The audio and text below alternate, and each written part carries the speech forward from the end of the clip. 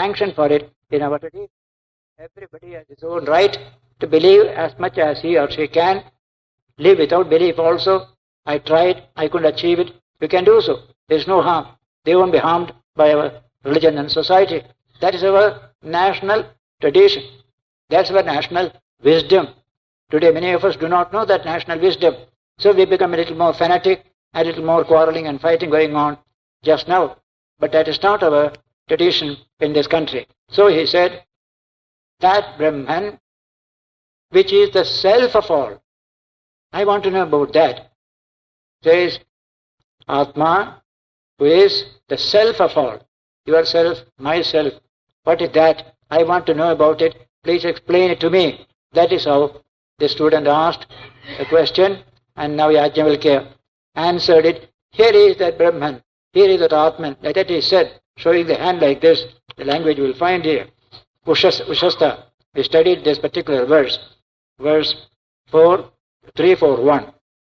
It says, Ushasta, the son of Chakra, asked him, Yajnavalkya says, tell me, that Brahman, which is immediate and direct, not obstructed from the seer or subject of anything.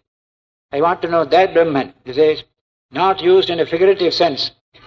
In earlier chapters you saw, Akasha is Brahman, Vayu is Brahman, so many things they had said. I don't want all that. I want directly Brahman as the Atman. And show it that to me, he says here. What is that? The self that is within all. That Brahman I want. Ya Atma Sarvantaraha Tamme Vyajakshva. Explain that Brahman to me. Like that he says. Yes. Similarly, thus addressed, Yajnavalkya replied, this is yourself that is within all. Pointing out him. This is yourself that is within all. In every one of us, there is that self.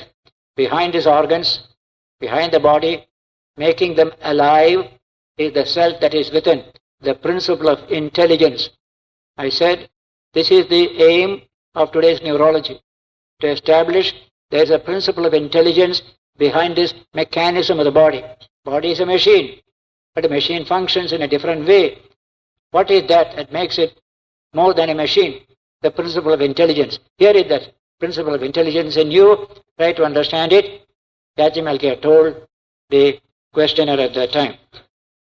That is within all. Then he says, there is first the body. Take up this human being. There is first this body. Within the body is a subtle body. This is called the gross body, consisting of the organs of perception. All our various sensory perceptions, they are constituting into our subtle body. This is the gross body, that is the subtle body, which says within this body. And third is that whose existence is being doubted. Is there a principle of intelligence behind this subtle body to make it function? That is the subject of discussion. Even today, in physical science, as I said, they are also subject of discussion. So he takes it up that way. There. And which is this? Which do you mean?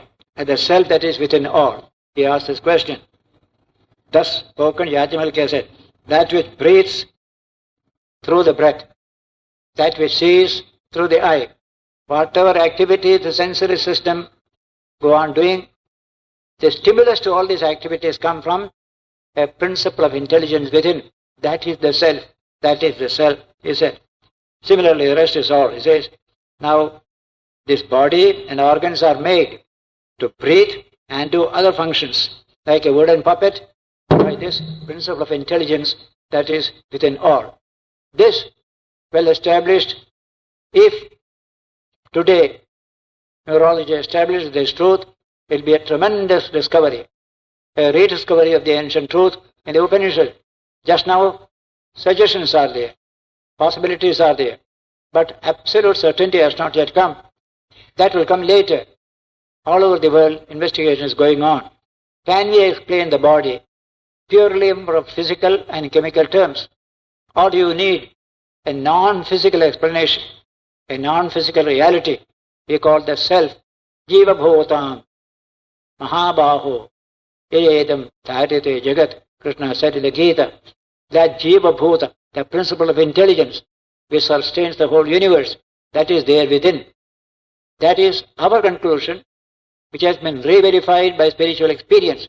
But physical science has not come to any such experience. It is still studying it as an object, as an object. The next section you will find, don't study the intelligence as an object. It is always a subject. That subject is coming a little later. So here, the Yajamalkya said, unless they are operated by an intelligent principle, they cannot do any function such as breathing, as is the case with a wooden puppet. It needs some power to make it move. These are all mere wooden puppets only. Yes.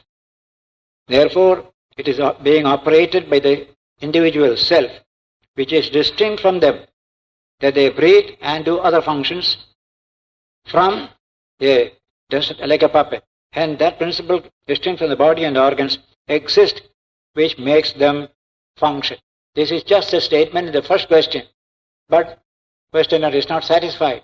He is putting again another question in the next number 4, number 2, the verse number 2 of chapter 4. Saho vacha Purushaschakrayanaha. Yatha, the language is very good here. Yatha bibruyat asau gauhu asau ashvaiti evamava etat vyapadishtam bhavati yadeva sakshat aparokshat brahma ya atma sarvantaraha tam me vyashikshveti yeshate atma sarvantaraha. Son of Chakra, namely Ushasta, said once again, you have indicated it as one may say that a cow is such and such or a horse is such and such. That is how you indicated the subject of the Atman. Explain to me the Brahman that is immediate and direct, the self that is within all. Immediately replied the same thing. This is the self that is within all. Which is within all? He again asked the question. Ushasta, which is within all? Yajamalkya? Then Yajamalkya replies, you cannot see that which is the witness of vision. See the language. You have come to a stage of discussion where now you are coming from all the world of objects, the world of subject, world of the self. We cannot make it an object, show what is this, cannot be done. You cannot see that which is the witness of vision. You cannot hear that which is the hearer of hearing. You cannot think that which is the thinker of thought. You cannot know that which is the knower of knowledge. This is yourself that is within all. Everything else but this is perishable. The only imperishable reality is this infinite self. Everything else is perishable. Thereupon, Ushasta, the son of Chakra, kept silent. He had nothing to ask further. He was satisfied. Shankara says in his commentary, very interesting commentary, as somebody first proposes one thing and then, being in doubt, may say something else. For instance, having proposed to point out a cow or a horse, he merely describes them through certain characteristics of theirs, such as walking, and says, a cow is that which walks, a horse is that which runs. That is the way you are describing about the Atman. I am not satisfied with that description, says the student. So you too have indicated Brahman through certain characteristics such as breathing or seeing, etc. To be brief, give up your trick. Student is telling the teacher, give up your trick prompted by your hankering after the cows. Remember the beginning, those who can defeat all in philosophical discussion will get 1,000 cows with gold on the top. Yajamalkya told his disciple, drive the cows home. He was so sure. And these people became angry. One by one began to question. 1, 2, 3 questions are over. Now Chakra is the next one. He is also satisfied. You are remarkable. You have given us beautiful ideas. He keeps quiet. But before that, he is putting this question. You are fond of cows. Therefore, you are taking away the cows, not answering my question. Explain to me the Brahman that is immediate and direct, the self that is within all. Vivekananda replied, I adhere to the proposition that I first made, that yourself is such and such. It is exactly as I have described it to you. You ask me to present the self as one would a jar, a pot, etc. Here is the pot. I can show. You want me to present the self also like that? I'll tell you the difficulty. He is telling now. I do not do so because it is impossible. Why is it impossible? Going to the very nature of the thing. The very nature of the self is such. You cannot present it as an object. Remember that point. It's always a subject. Consciousness is a subject, never an object. There's a profound utterance. And so, the nature of a thing cannot be changed. If it changes, it becomes something else.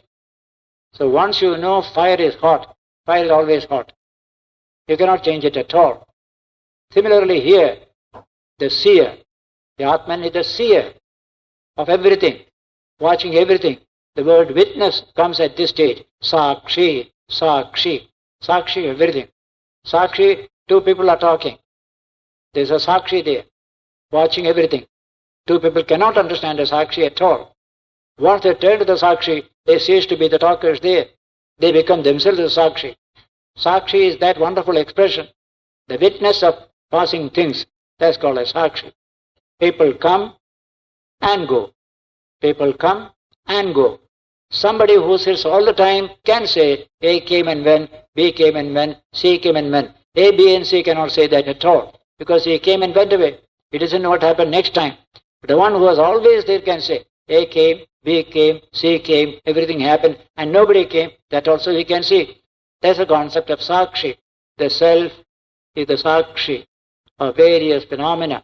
The word Sakshi often comes in Vedantic literature and thinking. And today it comes in psychology. Your mind, you are watching your mind. That's just, again, wonderful idea. Sakshi. If you can watch your mind, that means you are the Sakshi. Mind itself is thinking. Yet you are also watching what the mind is doing. Sakshi comes there. So Sakshitva is a profound psychological development. It deals with the depth dimension in every human being. So he says, what is that? Owing to the very nature of the thing. You cannot show it like a jar, like a cow or a horse, etc. It's being the witness of vision. The witness of vision. I am seeing the table, and the Atman is seeing my seeing the table. That is behind the self. That is a witness there. Vision, now comes a beautiful passage. In the Sanskrit, it reads wonderfully when we deal with vision. Shankara's commentary. One ophthalmologist, our Shivareddy, one day heard this, he noted down and took it away. Beautiful passage. What is the nature of vision? He says, vision is twofold. Kipunastat vastu swabhavyam. What is the nature of that thing? That Atman is question. What is the nature of that thing? He says, Drishyatvad. It is the seer of all sight. That is his nature. The seer of all sight is the nature of that Atman. Drashter drashta hi Atma. Atman is drashter drashta. The seer of the object of seeing. It's the seer. That is the nature of the Atman. Drishtiriti. Now comes that statement. Drishtiriti dvividha. There are two types of drishti in every one of us. Two types. Laukiki, paramarthiki cha. One is laukiki drishti, our day-to-day worldly drishti. The other is paramarthiki, true drishti. So vision is one laukiki, the other paramarthiki. He says, Cheti, tatra laukiki. Laukiki drishti is what you get through the eye, coming in touch with an object of color and other things, you are able to see. This is called laukiki drishti. Samyukta. It is a type of antakarana vritti, a certain state of mind while the eye come in touch with a particular color or object. A change in the antakarana is called the seeing of a thing. Until the mind starts playing, there is no seeing. I can come into any object. Still you won't see. Unless the mind is joined to the eye at that time. Otherwise, you see a thing and yet you don't see because mind was elsewhere. Anyatra mana abhuvam na ashravsham. My mind was elsewhere. I didn't hear what you say. We say like that. Mind must be joined to a sensory system. Then only you perceive it. Otherwise you will be looking blank. Nothing seeing at all. Mind is elsewhere. So, sensory system and the manas connecting together. This is our worldly normal mission. Laukiki drishti it is called. It says, Andhakaran varti sa kriyate iti jayate vinashyati cha. It is a process, it is an action, and it has a birth and a death. It may be present, it may be absent as well. Physical vision can function or not function at all. This is perishable. That is the nature of physical vision. Vinashyati cha. Yato atmano drishti. But the drishti of the Atman is an imperishable drishti. Remember the language. Yacha atmano drishti agni ushna prakasha vishaya. Just like the heat and light of fire. Inseparable from fire. You cannot separate heat and light from fire. It is part of it. The very nature. Similarly, the drishti of the Atman is its very nature. Inseparable all the time. Says, Agni Ushna Prakashadivat Cha Sa Cha Drashtuhu Surupatvat. The nature of a thing. One of the statements in Vedanta and modern science is, a thing cannot change its very nature. Sabhavam na jahati sa. What is the sabhava of the thing cannot be changed at all. It may alter it here and there temporarily. Say, take for example, iron. It is black. Put it in fire, intense fire. It becomes glowing like gold. But it's only temporary. Take it out, again it is own nature. Because that is its nature. So, sabhavam na jahati sa. In all physics, we want to know the sabhavam of a thing. Not what appears about it. We want to know its very nature. So we study, put all these chemicals, all these minerals, all these kind of elements into their atomic number. There's so many oxygen, so many hydrogen, all these are there. We give them atomic number. That is its nature. If you remove one atom out of it, the whole thing changes. It becomes something else. And then it is no more that thing. So in this case, the Atman, of the nature of pure consciousness, it sees, it understands, it watches. It can never change that quality. But as this vision, external, can come, can go also. These are the two. So, drishtir vividha, laukiki, paramarthiki cha, worth considering, worth thinking about by every one of us.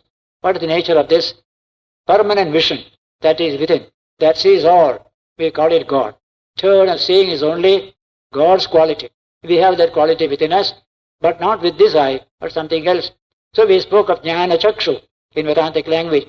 The chakshu of jnana, something deep within. This is being slowly appreciated by people all over the world. We shall continue this most interesting subject next Sunday when we meet here. After our last lecture on 21st of April, I left for Bombay, Rajkot, Bangalore, Mysore, Ooty, and returned only yesterday midnight. In all these places, very hectic programs of lectures and youth conventions went on. Hundreds of people came, young and old. Yesterday morning, I was in Ooty. I left Ooty at 9 a.m. yesterday, reached Bangalore in the evening, and came here midnight. We were dealing with the Brihadaranyaka Upanishad section dealing with the wonderful dialogue between Yajnavalkya and a number of scholars assembled in the court of King Janaka. Remember, these things happened a few thousand years ago. They look so fresh even today because they deal with certain problems of humanity which are perennial. Every human being has this problem. The search for one's own true nature. Every generation of human beings has to do it. The Upanishads show us the way, how they pursued this great truth and discovered it. That is why when you read these books, you are not reading some ancient history. You are dealing with current human problems and their solutions. That behind this body-mind complex, there is a spark of divinity. It is one in all of us. We are essentially that. With that knowledge, if we conduct our life at a physical level, we shall commit least blunders, succeed most in life. Truth alone is strength, and this is the truth about man. That is the lesson we get from this literature. Last time, that is 21st of April, we discussed the questions asked by various scholars. First said Kahola, Kaushikateya. He asked a question, Kaushikateya, son of Kushita. Yajnavalkya, explain to me the Brahman that is immediate and direct, the one self in all. Teach me that Brahman. In the previous lectures I said, search for God took a new turn in India at the time of the Upanishads. Till then it was just speculating, imagining my tribal God, my that God, this God, extra cosmic, it is there. With firm faith we believe, we go to war over it, destroy people over it. All that continued for long. But in the Upanishads, a new inquiry started. Where is that God which you can experience? If you don't experience, how do you certify that it is true? Just an imagination. You may have a better imagination than mine, and you imagine God in a better way. But it is still imagination. It is still speculation that behind the world there is a God sitting in the sky. How can you know it? That thinking came in the Upanishads. Very critical, constructive thinking. Critical can destroy, but critical, constructive will find the truth of the whole process. Man does see God. Every human being, every civilization has done it. But where is really God which can be experienced? That language is used in this question itself. We are now dealing with that section where this kind of questioning comes, full of significance. That question is said, Yat sakshat aparokshat brahma, ya atma sarvantaraha, tam me vyachakshva. Teach me that Brahman, that ultimate reality, which is sakshat aparokshat, directly experienced. Part of our experience, we can realize it. That kind of Brahman, not imaginative, not speculative. And ya atma sarvantaraha, who is also the self in the heart of all beings. If all of us have come from Brahman, he must be present in all of us. Somewhere at the back of our consciousness, there must be the touch of the Brahman. And so, experiential Brahman. Brahman that can be experienced because it is present in experience. That is why the question assumes significance. Yat sakshat aparokshat brahma ya atma sarvantaraha. The Atman that is in the heart of all things, nature and man. In the heart of it, that infinite Atman is there. Brahman is there because everything has come from Brahman. If a cause enters into effect, it is there in every aspect of the effect. That is a simple logic. If the world has come from Brahman, Brahman is there in everything in the world. But that awareness can come only when the human being comes on the scene, who has the power to investigate, power to know, power to experience. Therefore, very appropriate question at the human stage of evolution. Search for the primordial reality behind the universe in our own consciousness. Somewhere within, the touch of the divine is there. The pulse of the divine is there. That is the importance of this question. Man becomes the medium through which we try to realize God. Because in him, God's presence is felt as consciousness, as the Atman. If so, let us investigate the nature of this Atman. Is it limited to this body-mind complex, or is it infinite in dimension? Upanishads discovered this truth. It is infinite in dimension. Though we find only a little bit of it in our experience, because we are tied down to this organic system, this limited body-mind complex.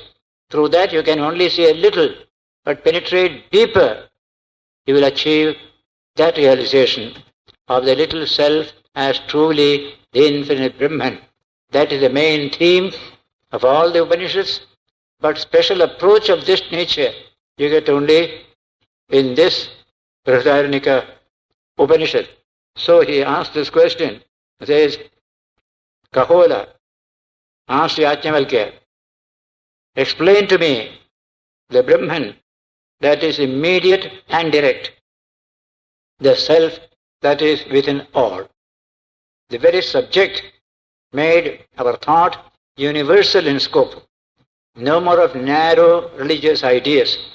No more of persecution of man by man. Why? The self in all. The God whom you worship is in the heart of all. Universality became the main mark of the philosophy developed in India from the time of the Upanishads. You don't evaluate man from his external variables, but one invariable inside, the Atman shining in every one. How can you hate? How can you kill? How can you destroy? How can you wage a war to conquer others when you have this knowledge?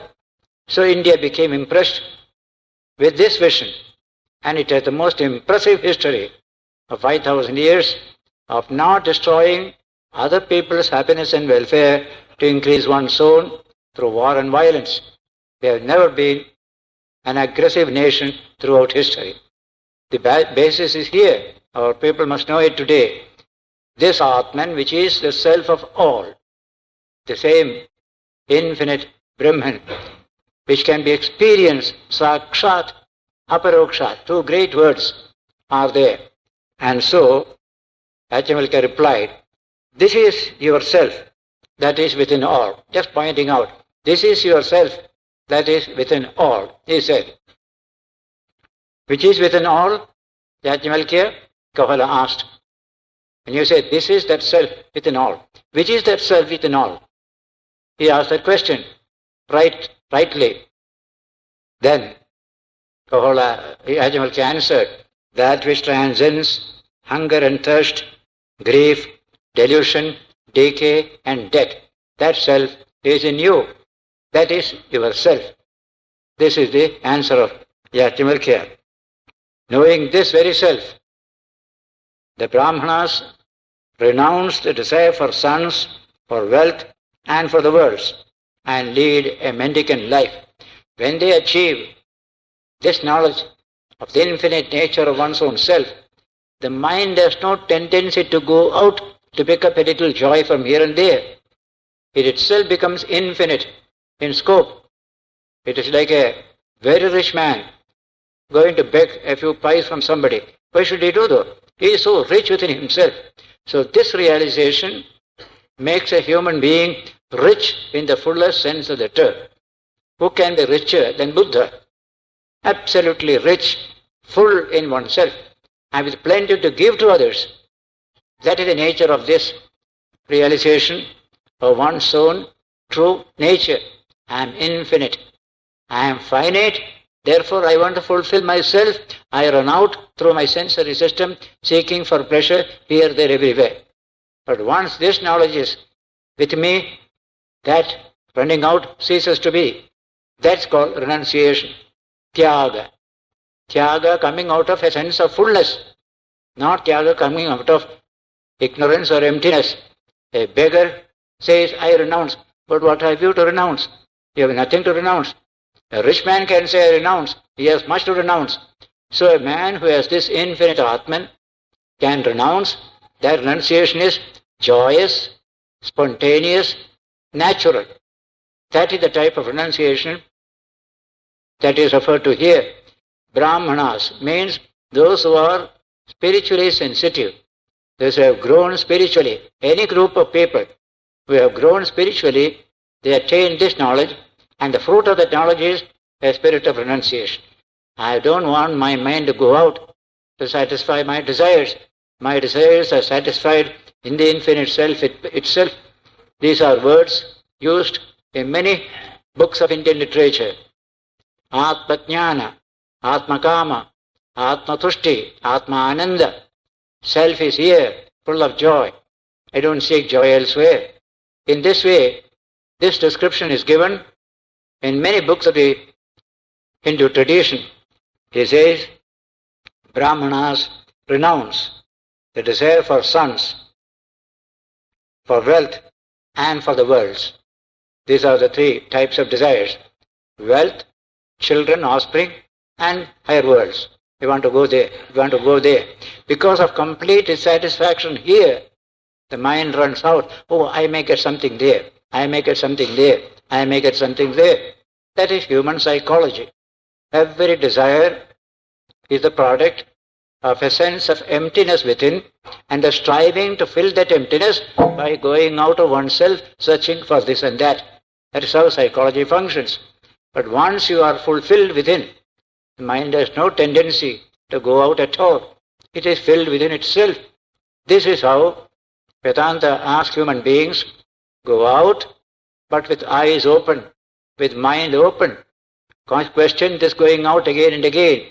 Try to realize your own true nature step by step, and a time will come, your mind will never go out again for any kind of pleasure or comfort. It knows itself.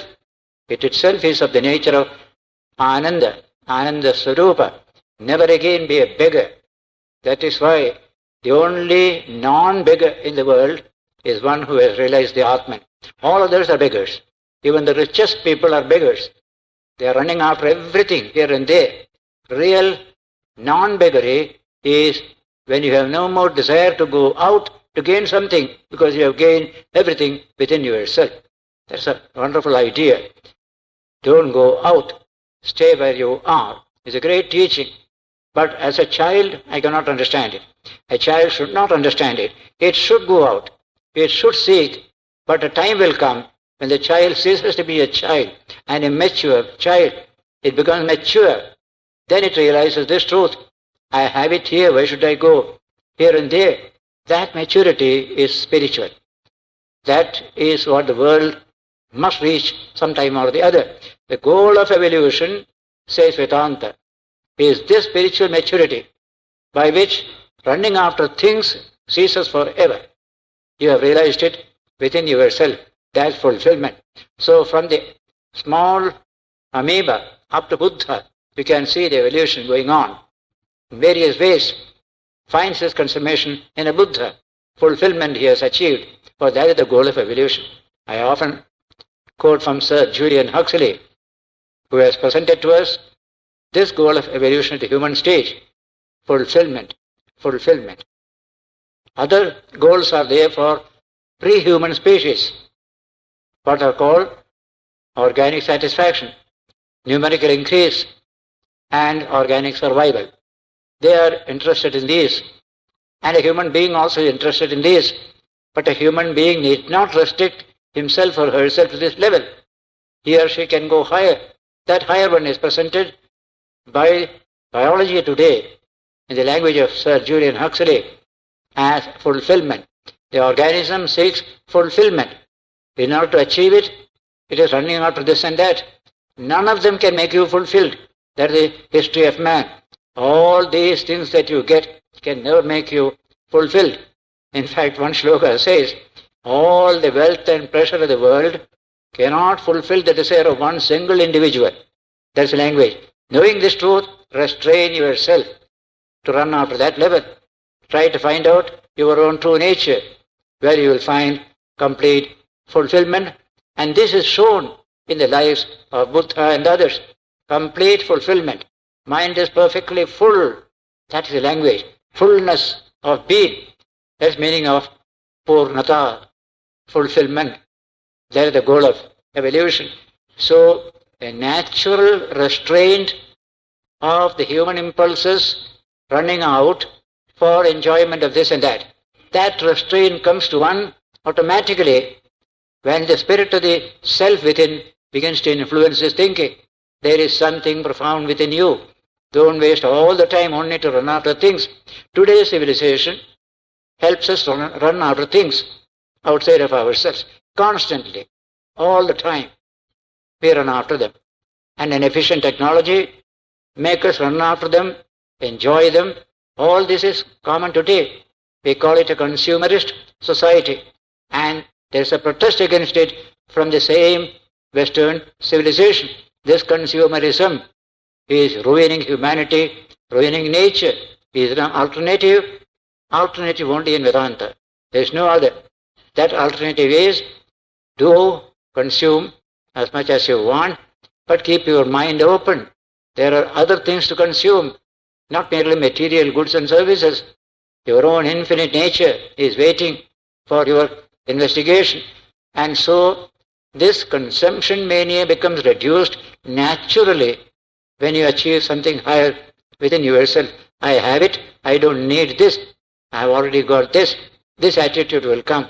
The world is waiting for this message. Why should man be a puny creature before this world? Man is infinite. This world is nothing compared to him. That dimension of man, people do not know. We think we are only a speck of dust in this vast universe. That is a materialistic, sensory view of the human system. Try to understand your own infinite dimension, your own greatness, your own uniqueness. You are the person who understands this world. What is that power within you? An understanding of nature, understanding everything outside. You have that power. That shows some profound dimension is within you. This is being elucidated by the Upanishads, and only by the Upanishads throughout the world's literature. That is called Aupanishadam Purusham. The Purusha taught only in the Upanishads. That is the subject here, the infinite nature of man. In no other literature you will find this teaching. Man is puny, man is nothing, man is a sinner, man is this, man is that. Everywhere you will find. But man's real glory and greatness is founded only in the Upanishads. That's why it is current literature, of current interest. Today particularly, this has tremendous value for the stabilization of human civilization. Why do crimes increase in society when too many people running after too few things outside, they go on creating crime? That is what is happening all over the world today. There is so little resource available. The powerful ones get all of it, the weaker ones do not get anything at all. But all are running after the same thing. No. Some of you who have done something, enjoyed something, stop, restrain yourself. There are other things to seek after. This direction is given to humanity, and when they are educated in it, at the right time, this spirit will come. The spirit of renunciation, about which this sloka is introducing to us, that the mind becomes turned to something higher than what is sensorily given before us. The whole thing comes a natural way. So when you organize your life, how you should do so is given in the Indian books on sociology and human life, saying when you have done enough of this worldly life, try to think of higher things. By the end of middle age, there is a time full of energy, you can enjoy as much as you like. But do think of higher things a little later. When, and a wonderful shloka occurs in our book, probably in the Manusmriti, when you take your morning shave, you find one hair has turned grey, then think deeply. There are higher things to think about. Time has come for it. And then when you see the face of your grandchild born in the house, think of your higher life, think of your Atman thereafter. You have done your duty to the world. You have continued genetic tradition. You have enjoyed the world as much as possible. Now there are better things for you to search after. That lesson is being driven here to the mind of man. The best is seeking such a lesson. Is it all emptiness? I lost all this worldly pleasure and it's all emptiness? Living an empty life? No, no, no. You are going to have a fuller life. What we call happy old age, fulfilled old age is possible. That is the most important teaching coming from our literature. Thinking of the Atman, thinking of God, you are living a fuller life. What you did earlier is nothing compared to this. That is necessary to prepare me for this, but that's not the only thing. Don't get stuck up. Don't get stagnant at the organic level. There are other aspects of reality you have neglected all the time. Now these ideas are coming in books on psychology from several writers in the Western world. They are all based upon these ideas that human seeking for fulfillment takes him or her from the physical world, the sensory world, to his own inner self to find out something great within oneself. I must know myself. I should not become a mere tale of the world around me. That is the thinking Upanishad introduces in human beings. So he says here, such a mind is a mind of a Brahmana. Brahmana here is not a caste, the type of a Brahmana. The one, he will later on expound it. One who has realized Brahman is a Brahmana. The next shloka, a few shlokas later, you get the definition. Whoever realizes Brahman in this life, before the body falls away, he is a Brahmana. Anybody can be a Brahmana. It is a quality of life. It is the goal of human evolution to be a Brahmana, to realize Brahman. Organic satisfaction is not the end of human evolution, says biology. That must give place to a search for fulfillment, higher and higher. Quality must come into life and not quantity as it was till now. Now these are beautiful ideas coming from modern biology, dealing with human life and human destiny on the lines of Vedanta had taught us ages ago. So he says, he becomes a Brahmana and renounces the desire for sons, for wealth, and for the worlds. These are the three types of desires. The word desire is eshana. Eshana is desire. Kama is a word. Earlier word eshana, putreshana, vitteshana, lokeshana. Three eshanas. First putreshana. I must continue the genetic line. It's my responsibility to society. Nature also wants me to do it. Today's biology will tell you, nature has no interest in any organism that doesn't reproduce itself.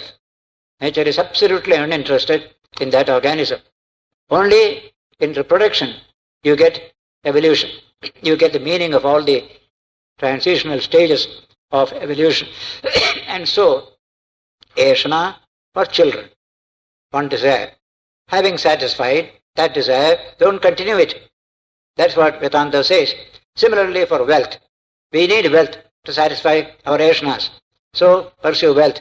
Then some glory that I shall live in a high world. That glory also is there. Go to heaven, go to a better life. All this you have after death. Everybody has some desire.